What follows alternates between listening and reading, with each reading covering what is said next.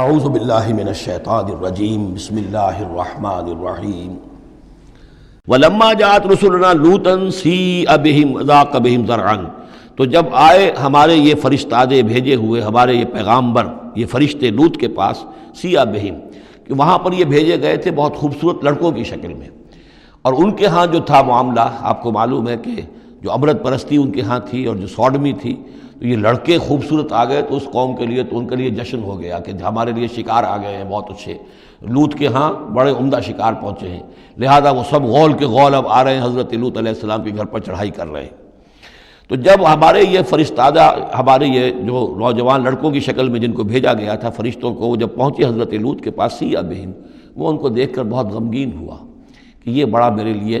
وضاق بہم ذرعا، ان کا دل بڑا تنگ ہوا، وقال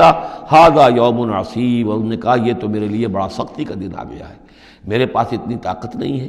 کہ میں ان بدبختوں کا مقابلہ کر سکوں، اپنے ان مہمانوں کو ان کی دستبرد سے میں بچا سکوں۔ اور وہ لوگ جو ہیں وہ جانتے تھے جس قسم کی خبیث ان کی تباہی ہو چکی تھی کہ وہ کسی اپیل اور کسی دلیل سے باز آنے والے نہیں ہیں، تو اس سے ان کے دل کے اندر جو ہے وہ ایک عجیب کیفیت پیدا ہوئی۔ سیء بہم وضاق بہم ذرعا وقال ھذا یوم عصیب وجاءہ قومہ یہرعون الیہ، اور اب آئی اس کی قوم اس کے پاس والہانہ دوڑتی ہوئی، بڑے خوشی سے ناچتے ہوئے آ رہے ہیں کہ آج تو ہمارے لیے جو ہے وہ بہت ہی عمدہ شکار پہنچ گیا ہے۔ وَمِن قَبْلُ كَانُوا يَعْمَلُونَ السَّيِّئَاتِ، اور وہ پہلے ہی سے ان گندے کاموں کے اندر ملوث تھے۔ قَالَ يَا قَوْمِ هَؤُلَاءِ بَنَاتِي هُنَّ أَطْهَرُ لَكُمْ، حضرت لوط نے فرمایا کہ دیکھو میری قوم کے لوگوں، میری بیٹیاں موجود ہیں، وہ تمہارے لیے بہت پاکیزہ ہیں۔ اس کے دو معنی کیے گئے، ایک تو یہ کہ بیٹیوں سے مراد ہے کہ جو تمہاری بیویاں ہیں وہ میری بیٹیوں کے مانند ہیں۔ نبی جو ہوتا ہے وہ گویا کہ قوم کے لیے والد کی جگہ ہے، جیسے کہ قرآن مجید میں وَأَزْوَاجُهُ أُمَّهَاتُهُمْ،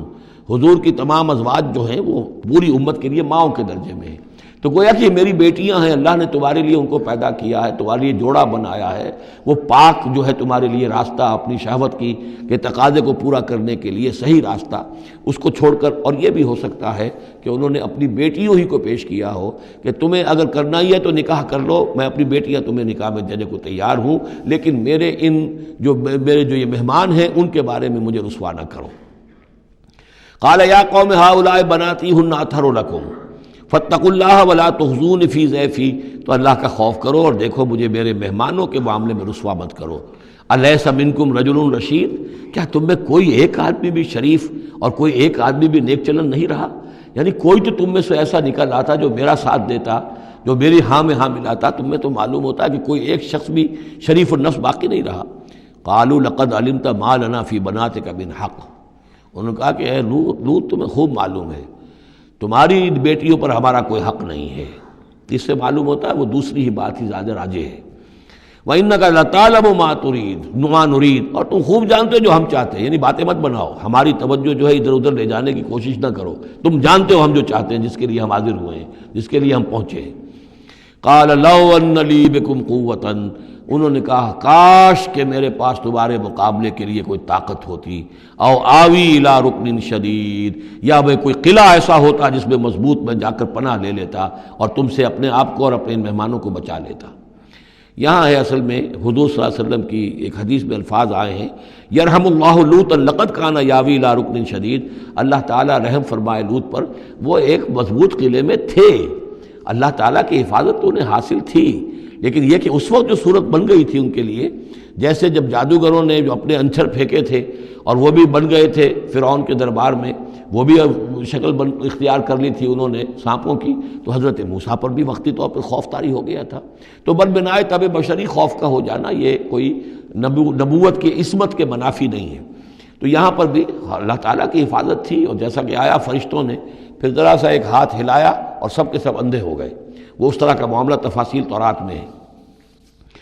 قال لو ان لی بکم، لیکن جو حسرت کی کیفیت تھی اور جس طرح ضیق میں ان کی جان اس وقت آئی تھی، اس کا تصور کیجئے، کاش کہ میرے پاس تمہارے مقابلے کے لیے طاقت ہوتی، او آوی الی رکن شدید، یا کوئی ایسا ہوتا مضبوط مستحکم قلعہ جس میں جا کر میں پناہ لے لیتا۔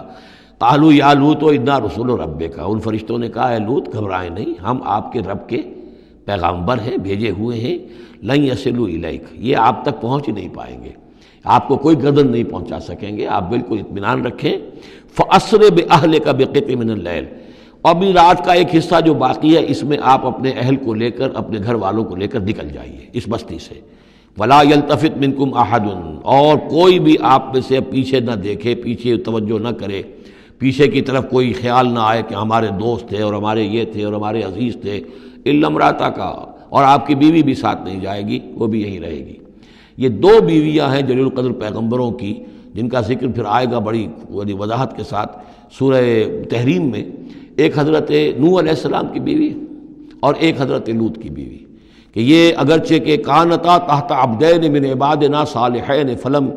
فخانتاہما فلم یغنیا عنہما من اللہ شیئا، اگرچہ وہ ہمارے دو بہت ہی نیک اور بہت ہی برگزیدہ بندوں کے تحت تھیں، ان کے گھروں میں آباد تھیں، لیکن یہ کہ انہوں نے خیانت کی، اور اس کے نتیجے میں یہ ہے کہ پھر وہ اللہ تعالیٰ کے عذاب سے ان کے شوہر انہیں بچا نہیں سکے۔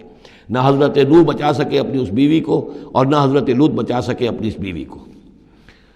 الا امرأتک، سوائے آپ کی بیوی کے، انہ مصیبھا ما اصابہم، اس کے اوپر تو وہی مصیبت آ کر رہنی ہے جو ان سب پر آنی ہے۔ ان موعدہم الصبح، اور دیکھیے ان کے وعدے کا وقت صبح کا ہے، صبح کو وہ عذاب آ جائے گا۔